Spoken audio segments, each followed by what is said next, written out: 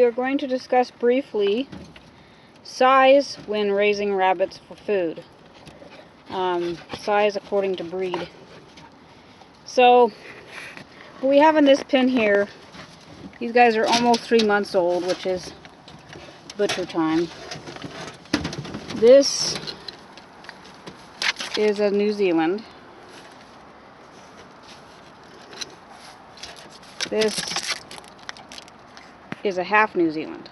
So you can see that the size is pretty close on the half as opposed to on the full bred New Zealand. And then these guys are the pet sized rabbits, if I can catch one.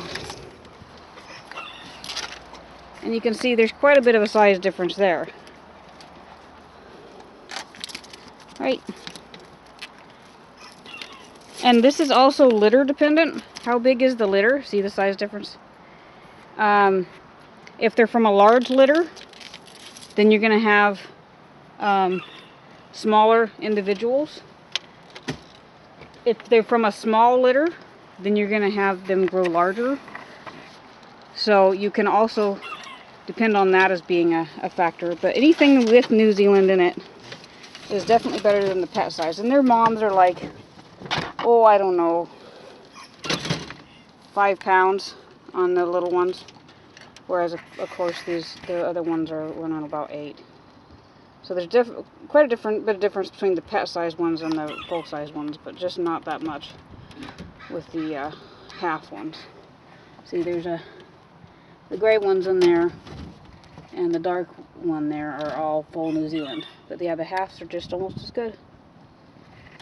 So I kind of just mix and match, and it works out good for me. And I raised the pet size ones as well, and they are worth doing as well, because then people will buy them as pets. If they see my giant New Zealands, they're not going to want that for a pet. So then you have a dual market if you're already raising rabbits anyway. And you don't get overrun when you're going ahead and butcher the pet sized ones when it's time. But that's just my opinion in the rabbit raising world.